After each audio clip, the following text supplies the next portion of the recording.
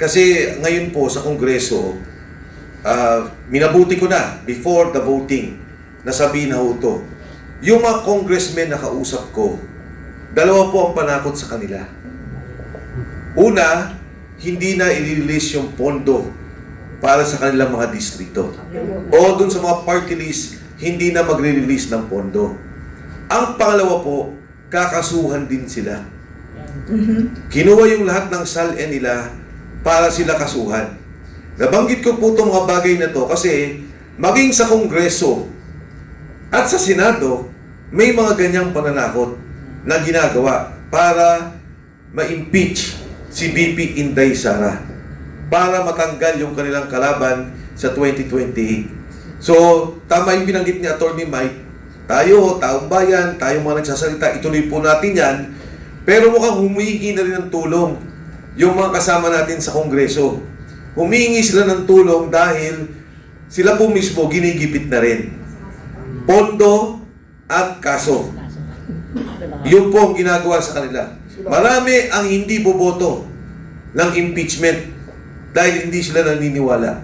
Okay. Marami din naman po na napipilitan dahil naiipit sa sitwasyon ngayon. So I wanted to relay that sa mga kasamahan po natin para lang din malaman naman nila. At baka naman din yung mga congressmen na ginigipit, magsalita na rin. At sabihin nila yung totoong nangyayari sa Kongreso sa ngayon. Can you imagine, ang Vice President who is now the highest rated in terms of trust ratings, siya pa matatanggal?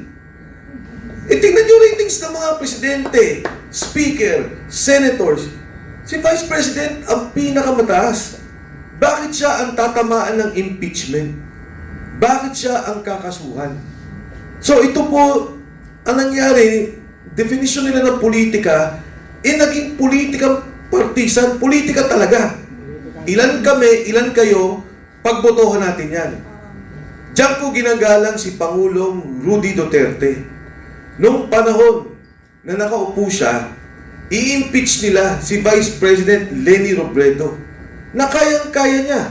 May bilang siya sa Kongreso, may bilang siya sa Senado, pero higit sa lahat sa Kongreso. Pero ang sinabi niya, tumigil kayo. Tigilan niyo ang mga pinagagawa ninyo. The person was voted by the Filipino people. May mandato yan, irespeto ninyo. Yun ang salita ni President Duterte. Actually, nandito yung copy nung kanilang mismong ipinasa ng complaint. Okay. Sa totoo, wala akong makita. Hindi ko talaga maintindihan kung ano itong final... Public already? Itong ano? Hindi pa? Hindi pa ata, I'm not sure. Pero ito, official copy. Ang sabi na, number 1, Vice President Sara Duterte, President Duterte committed violation of the Constitution and betrayed the public trust by committing plunder and or malversation. Ang basis was the 500 million pesos confidential funds allocated to the office of the Vice President. Alam naman po natin, nasa COA pa yan. Correct. Clear. Di ba? Pinag-uusapan pa sa COA, of course, nagkaroon daw ng decision, pero yun may proseso pa. Mag-file ka pa dyan ng appeal, if at all, aakyat ka pa sa Supreme Court.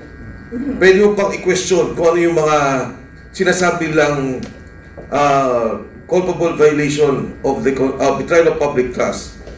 500 million pesos po to sa COA. Kung titingnan ninyo ang Department of Agriculture, ang suspended and disallowed is about 9.5 billion pesos. Ang DPWH is about 17 billion pesos. In the Department of DSWD, kung di ako nagkakamali, 10.5 billion pesos. At lahat ng departamento, kasama ang DOH. In fact, ang DOH pa ho, bukod sa 10 billion pesos, more or less, meron pa siyang 125 million pesos na expired medicine. Or about to expire, about 125 to 150 million. So, ang ibig pong sabihin, may mga violation yung mga, or may mga, ang isang opisina, kasama sa proseso niya, yung pag-aayos sa COA or sa Commission on Audit. Ang tanong, bakit di na iniimbestigan kahit isa sa mga departamento? Bakit nakatutok kay Vice President? Yung kanilang inimbestigahan. And to think, yun ay suspended na and disallowed. At the time, nung inimbestigahan na si Vice President, nakapending pa sa COA. Na nakakalungkot, in the middle of the hearing, naglabas sila ng desisyon. Again, para ipitin ang Vice President. At I think, yung time na yon hindi pa nakakatanggap si VP ng kopya nun. Yes. So number Okay. 2, anong sabi niya? 112 million confidential funds, Department of Education. COA pa rin to. Pending pa rin to. Violation na daw. O number 3, public trust by corrupting and bribing officials of the Department of Education. May nakita ba kayong ganito? When they were investigating the department, di ba meron silang investigasyon ng bigayan ng pera? Oo. May gano'n silang ginawa nun eh. Pero walang sinasabi or walang naging findings. And yet, nandito, one of the violations. Number 4, yung SALN. Sinasabi na yung SALN. Pabalik-balik ako dyan sa SALN discussion nila. Di ba pagka tayo may nakitang, kunyari, attorney, may bahay ka, may kotse ka, may bank account ka, nakita ko, hindi mo dineklara sa SALN, yun, may violation ka, o file lang kita. May nakita ba kayong ganon? Wala. May sinabi ba silang, may nakita silang ganoong violation? Wala. Ang ginawa nila, pinatawag nila yung AMLA. Tapos sinabi nila, magkano yung pera? Magkano yung pumasok? Magkano yung bumas? And yung proseso po na yun, ay ganito lamang, para masimplihan natin. Ang sabi na, dun sa bank account, may pumasok na pera. Pagpalagay po, 1 milyon, pumasok. Pagkatapos, meron kunyaring binayaran si Vice President na, lagay na natin, 999,000. So, naiwan 1,000. Pinagtugtong nila yung 1 million at 999,000. Yun daw ang nandoon sa account. Paano naman nangyari yun? Pagdating po sa bahay, meron kang pamalengke o may sweldo ka 10,000. Nilagay mo. Pagkatapos, gumastos ka, binayad mo sa kuryente, binayad mo sa tubig, binayad mo kung ano man, pagkain. 9,500 nilabas mo. Ang natira sa pera mo o sa bangko mo, 500 pesos. Pero yung naging hearing nila, tinugtong yung 10,000, idinugtong yung 9,500. Hindi ko maintindihan.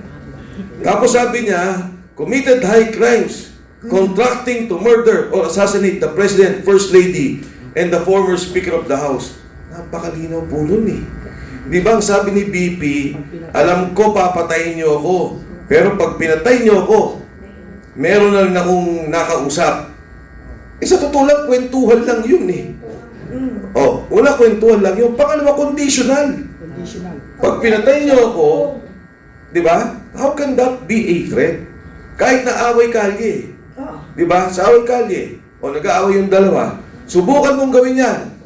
Pag ginawa mo yan sa akin, pag pinatay mo ako, o sinaktan mo ako, may gaganti para sa'yo. Conditional yung sinabi mo. Saka protection. O, protection. O, yun.